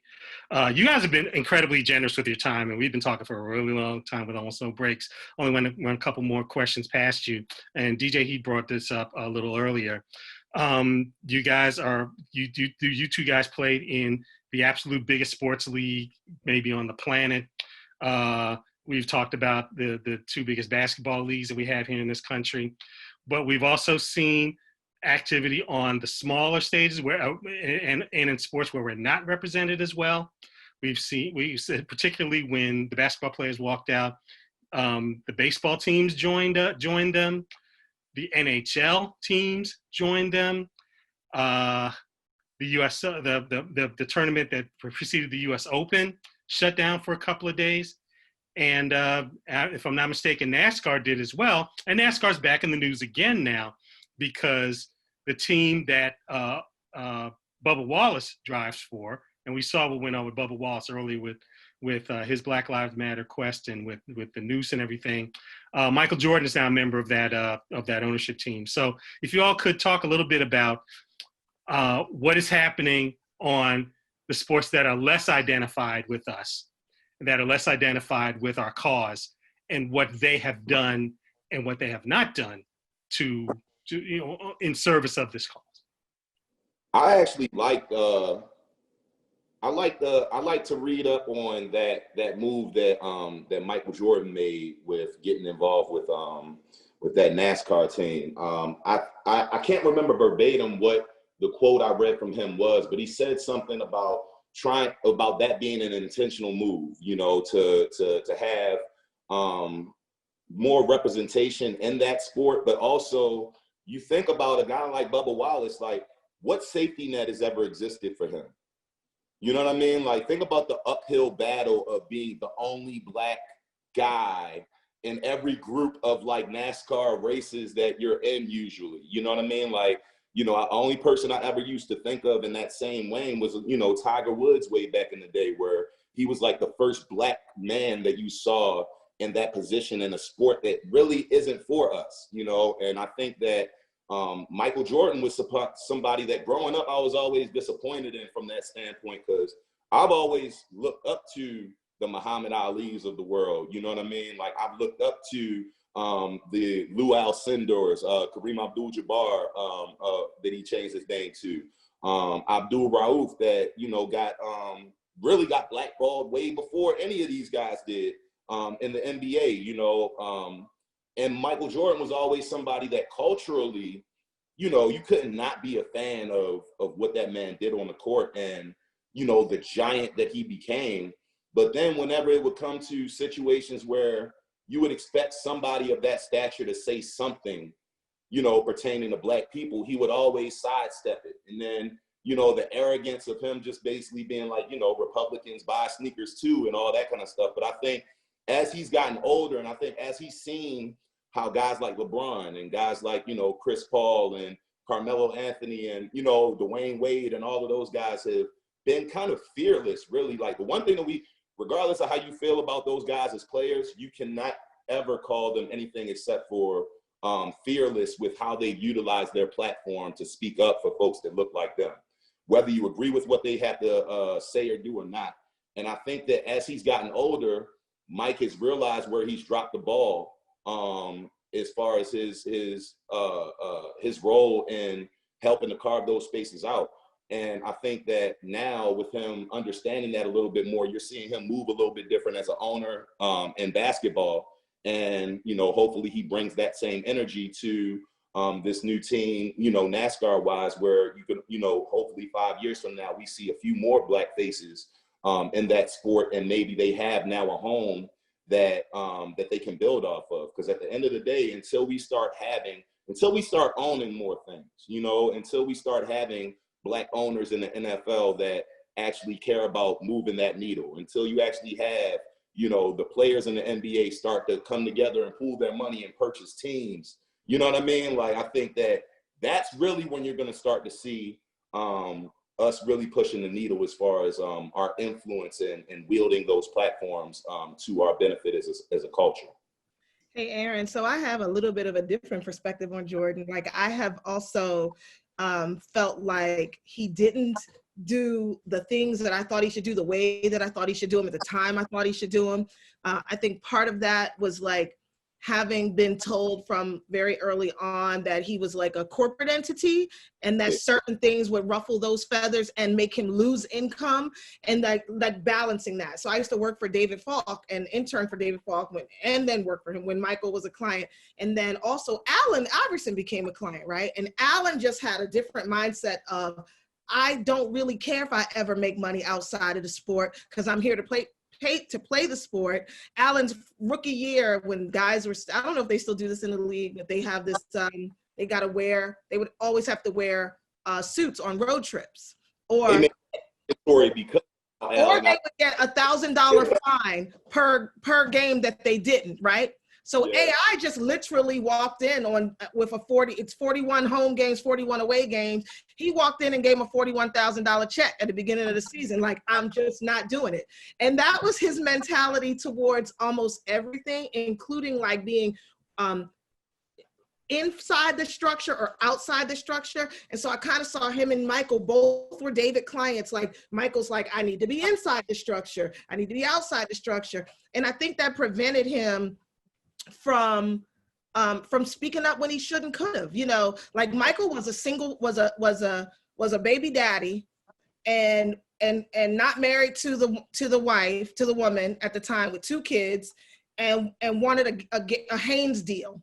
And David Falk told him, you're a dark-skinned Black guy and you're not going to get a Haynes deal if you don't marry her. Like, so it was all about this, like, putting together this perfect corporate Black pitch guy. And then I'm thinking that maybe his mentality, well, I'm not inside his head, was like, get it work inside out. And I watch that now because as an owner of not the NASCAR, but before that, his NBA team has the highest rate of Black executives of an NBA team. So like that kind of power to me is also important, that when he has the opportunity to put folk in place, he's putting more women of color and more Black people in place. And so I keep trying to, like, you know, I say meet people where they are. I keep trying to like look and compare, like, what was the Jordan thing that happened from 80s to 90s that prevented him from being the LeBron of it all. And both of those things can be true at the same time. And they might be living together. Yeah, that's what I'm trying to say. I agree with what you're saying. And it's real easy for me in hindsight to look back and say, you know, you should have done this, you should have done that. But I'll give this analogy, and some people might like it or hate it, right? You can look back on Michael Jordan's career, his life. You can look back on Barack Obama's presidency, right? And say, look, it's unequivocal that the things that this man did moved the needle for us in a positive direction. If not, you know what I mean? If both of them didn't, you know, occupy those positions the way that they did, you know, there would be a lot of people that didn't have jobs and opportunities and things of that nature. And it creates a new idea for us as kids that are looking up to these people of what's possible for me, right? You never saw somebody like a Michael Jordan before that was that, just culturally, he was just a giant. Like, still to this day, like, he's a cultural icon because of how talented this man was, because he revolutionized the game. And I love the fact that you brought up Allen Iverson in a contrast with that, because most of my generation was AI fans. You know what I mean? And that's what we loved about him. We loved the fact that we had never seen somebody that just, forgive my language, but just didn't give a damn like AI didn't give a damn. You know what I mean? And it wasn't that he wasn't a hard worker. But he was going to do things on his term. And he decided that he wasn't going to be made into somebody else's version of what he felt like he wanted to be. And we loved and respected that about him. And you saw a lot of younger players start to carry those type of mentalities in their career. And some people liked it, some people hated it. But I like the fact that Jordan, over the last however many years, you've seen him with his actual deeds start to speak up when, you know, even if he wasn't saying anything publicly, you would see him, like you said, creating job opportunities for people. You would see him investing in Black businesses and things of that nature. You would see him providing a pathway to success for people. So both of those things can be true. You can look back and say, yeah, you should have spoke up more. You know, it wouldn't have killed your pockets, you know, to speak up for your people in these major situations. Like, you know, it wouldn't have killed you to speak up for, who was the man that was running for office way back then that he wouldn't publicly endorse, the Black man. Yeah. So, you know, there are things where you can look back and say, you didn't play this right, bro. And that's fine, because at the end of the day, what you have done has moved the needle for us. And we still got to respect and give props for that. It's kind of the way Jay-Z was getting flack for like joining up with Roger Goodell. You know what I mean? Like, it's like, I didn't like that. But it's almost similar to the Jordan, whether you liked it or hated. His premise was maybe I'll get more done by working this way instead of that way. And So where's the fruit of that though?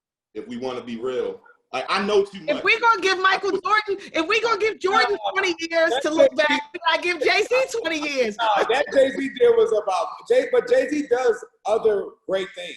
But that deal with the NFL was about money. No. All I'm saying, Aaron, is that maybe the same 20-year lens that we're giving Jordan, maybe we'll be able to talk about it in 20 years and it'll feel better. Yeah, but at least Jay-Z has other things present. All right, if we be real, all right, so two things can be true at once, right? Jay-Z becoming an owner, a partial owner of the Brooklyn Nets was a big deal. But he also did so under the guise of saying, we're going to be creating jobs for Black people. We're not going to be displacing or gentrifying this community. They did. They ended up moving those people out. They didn't end up creating the jobs that they said that they were going to create. Like, he's a capitalist. So does a Black man being a capitalist and playing it like the same way a white man that's a capitalist would play it, does that benefit us? To see another Black owner, yeah, he does some things in the community. Like in Baltimore, him and Beyonce bailed out a lot of the kids that, were getting rounded up by the police during the uprising in 2015. I personally know of certain things that they've done behind the scenes that has furthered the cause. I'm really big fan of the Khalif Browder piece that they did, and like a person can do good things but still make decisions that you say this isn't in our best interest. And I believe that Jay-Z NFL deal, for one, the fruit of it, there has been none. And part of the reason why there is no fruit is I personally know people that they put in positions of authority with that whole process that have absolutely no idea what they're doing. That will call and be like, yo, what do you think of this, that, and the third? And it's like, dog, this ain't even what you do. Like, why do you even have this job? So yeah, I think that one just touched my soul a little bit. I'm gonna say something about Jordan before I get to the question about the other leagues, because the Jordan thing bothers me. I split Michael Jordan out into two different people. There's Jordan that was the player, and there's Jordan that was the executive. Jordan that was the player was the biggest disappointment ever when it comes to the influence that he had and what he could have done in the community compared to like LeBron James and guys now. Jordan at one point was arguably the most popular man in the world and didn't say a single thing at a time when racism was very much still rampant. Like it's still here today, but you're talking early 80s, late 80s, and Jordan was essential. Had he just spoke up and said that on the biggest stage, like guys now are talking about their platform and their stage, like Jordan had people fainting over him. Like there's a different type of level that Jordan had, and he didn't say anything. So that was a major disappointment. But now I think he realizes that, and he's been able to build and put people in position. So again, two things can be true. Like we're not perfect. Like we all have made mistakes along the way, and to see what I think where he is now, we have to judge him based on what he's done now, unless we're talking about his past. But he's doing great things now. But to go back to the importance of those other leagues, I think a perfect example for the NFL, I think the NFL and NBA are who we tend to talk about when you think about social justice unfairly, is the WNBA. They were by themselves protesting as a league first. As a league first. Not one player, not a couple guys here and there. Like, no, they were bold together first. We're playing catch up. And so to know, as the NFL and NBA guys are like, oh, what does it feel like to have other leagues? Well, we should probably be asking the WNBA players, what does it feel like to have other leagues support you? Because people are late to the party. And then you have now what it looks like with, now, to be fair, the other sports, NHL, MLB, like they're more white sports. So it means a lot that they're actually recognizing things now, and they're trying to give their players more of a voice. Evander Kane plays hockey, and he's one of the black guys. I keep saying the black. I mean, it is true. I mean, ain't that many of them playing hockey. They're trying to give him they're working with him as a platform to help fight things together. That's a conversation that's never been had in that league. giving him a platform and giving an opportunity, bringing people together is something that's never happened. Baseball. Adam Jones was called the N-word up in Boston just within the last 5-6 years, right? Things are still happening to players actually playing, not just tweets, like while they're actually working. So for baseball to step up and try to do things and try to build, we'll see where it goes with baseball. But like, it means a lot that they're trying to do things for guys to not play, for guys to take a knee or to protest in ways that it would have never happened. That's huge. So I think we have to give credit to where guys are bringing awareness. But now, as Maybin and I talk about all the time, it's about where do you go from here in terms of work and actual tangible things that you can do and things that can be done. Right. Well, I wish we could just break that whole conversation, that whole block conversation out on its own and almost like continue it for another hour and all. We did have one last question for the panel, and Kyle Andrews of The Sun is going to ask it. Kyle, go ahead. All right. So I have a question about just trying to diversify our newsroom. I know it's kind of hard to do it from the position that I'm in, especially since I'm on a lower level. But recently we have brought in, people like me. We have had some issues though in terms of trying to retain Black and brown journalists as well. And I think that, it's a lot of performative like actions being taken by my company, to not even mince words. But what could I do in my newsroom to try to bring other, Black reporters along and get them into sports? Because even in sports, we're not represented as much as we should be, or Black women, especially. Black women aren't, represented to the same level as they should be, in the sports section of the Baltimore Sun. We don't have any women, for that matter now. So, that's my question. Do you collaborate with anybody outside of the Baltimore Sun in terms of developing content around sports? Yes. So one of the other places that I've written for recently, I guess not so recently, but it's been about 2-3 years now.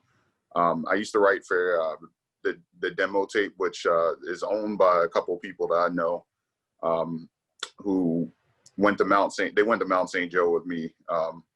And I feel like they give more of a platform to other Black reporters for the most part.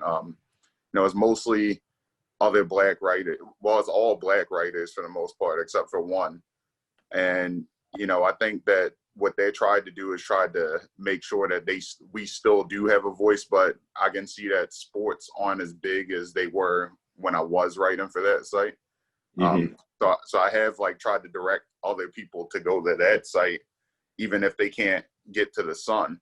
And I think my situation is interesting, because I think what I had was that I had Sam Davis. Sam Davis, as a managing editor for the Sun, he was able, to pull me up and get me to the paper, but not everybody has that contact. And so what I'm trying to do is to reach out and get that same contact for other young Black reporters who need that that base level that I got to have. So it's it's tough, especially I think it's even harder, or it's definitely even harder for Black women to get involved. But I'm just trying to give people a voice, but it seems so tough to be able, to do some of those things, especially with, the fact that we don't have as many sports going on right now. And, I feel like they made it an excuse to not add in, more Black voices based off of, especially in sports, based off of the fact that, okay, well, we have COVID. So it seems like a pretty likely excuse, that they can use. And also, hiring you is a step in the right direction, Kyle. I was just gonna say, I thought that them hiring a young Black male reporter who also, not for nothing, was from Baltimore, was a step in the right direction for the Baltimore Sun. The Sun has a long reputation of being trash towards Black folk who work for them and in the way in which they cover Black communities, period. Hard stop, right? So I'm not going to disagree with you there. right. So, I mean, it's just what it is. So, but hiring somebody like you is really important for perspective. And I also cover arts and entertainment. And when there's a 97-year-old white lady trying to cover like Black art, there's a culture gap that makes the coverage horrible. And that's the same thing that happens at the sports desk. I was grateful that they just had a new, you all just started a diversity, equity, and inclusion desk and hired John Williams to like be a reporter over that. That's an amazing step in the right direction to me, along with the new reporters that you brought in from Report for America that are specifically there to cover Black life and culture. Because what print newspapers in major cities are known for doing is covering white wealth and Black crime and nothing in between. Right. And so it's gonna take more faces that look like you, that also have a better lens of covering a city that they are from, because that's really important. Like, you can't tell Baltimore's story without knowing Baltimore. And so that, I think all that's important. So I think it's a step in the right direction that they have you, and it needs to be, you're lucky because Sam came from the sports desk, and so he gets it. But there's still a whole lot of weeding out. I wish I could go through y'all masthead with a red pen right now and get rid of some writers, because that's why stories aren't told equitably, because the people telling them don't have the authority to tell those stories. And that's one of the reasons why I asked that question about, you know, do you collaborate with anybody outside? And I don't even know. We would have to go through specifics of your contract. Like, do you have a non-compete clause? Like, do you have the ability? Because like the way that I work as an artist, as a writer, as anything else, like I'm a contractor with pretty much everything that I do. So for that reason, there's nothing stopping me from getting my bag, no matter who I'm working with or for. Like, I'm my own boss. So at the end of the day, like, if I want to collaborate with a Black woman or with another journalist that looks like me, there's nothing stopping me from doing that. And because of the fact that I don't spend too much of my time worrying about, like, I'll do an op-ed for the Sun or for, you know, the Post or something like that. But pretty much everything that I'm doing, I'm building up my own platform that I have all the control on, because I want to be driving as much traffic there as possible. Because at the end of the day, all of that data shows me, well, it shows organizations that I sit with. This is why I deserve to be paid what I demand, because this is the traffic that I don't need you in order to create. This is what I'm bringing. This is the skill set, and these are the numbers that I would be bringing to your company. You know, so I'm a big fan of us finding ways to get creative in working with one another. Like, I love this quote from Issa Rae, where she talked about a couple years ago about a lot of people think about networking as far as networking up. So like, they're thinking about the gatekeeper that's standing in the way of them being able to have control over this or that. And they're not thinking about networking across. Who are the young, talented people that look like you, that are in your space, that you are able to get with and collaborate with and build with? You need to be following, you need to be following up and networking with those people as much as possible right now, having conversations about what you guys want out of this. There might come a time and a place and a way that you guys can build something outside of the Sun that will give you the kind of freedom where you can do whatever the hell you want. You know, so I love making sure that we're working on both fronts. Being inside of the system, I always feel like we should be building something for ourselves outside of that, where we can bring other people in that we believe in and feel like we can work with. Yep, that answers my question perfectly. I guess one more thing too, with along those lines as well, is that the thing with the demo tape is that, you know, you had a bunch of young black writers that all came together at Mount St. Joe, you know, predominantly white institution.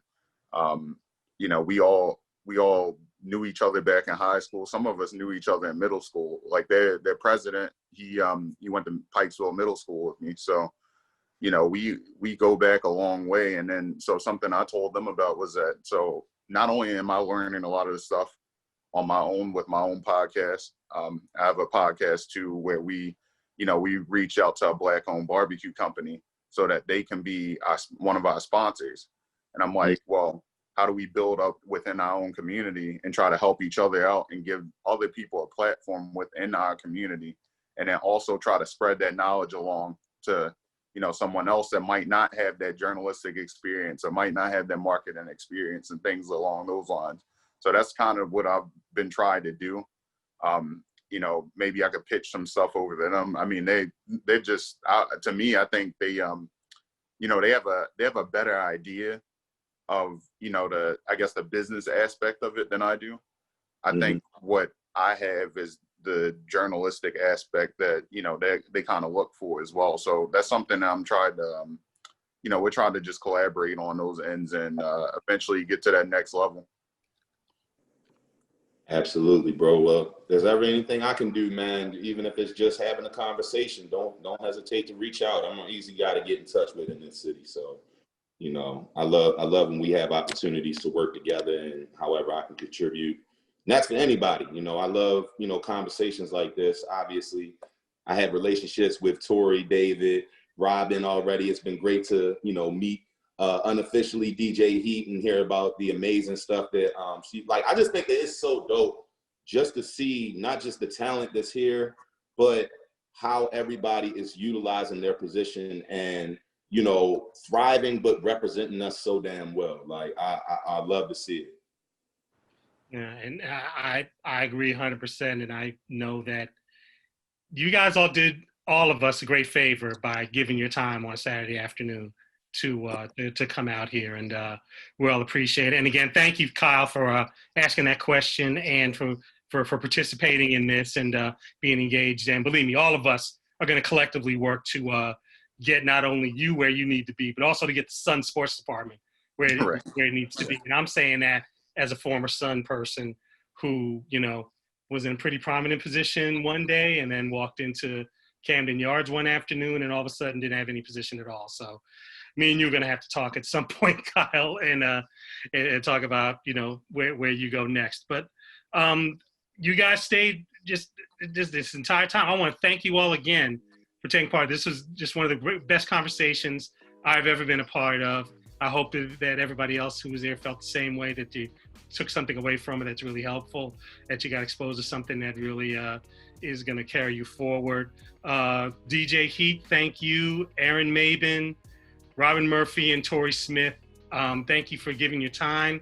Their social media information is in the chat box up there on your screen, so everybody copy it down, take a screenshot, take a little iPhone photo, whatever it takes to get all that information. They're all doing great work. Just reach out to us and reach out to them if you want to find out more about what they're doing on all the topics that we spoke about. And again, thank all four of you for being part of this.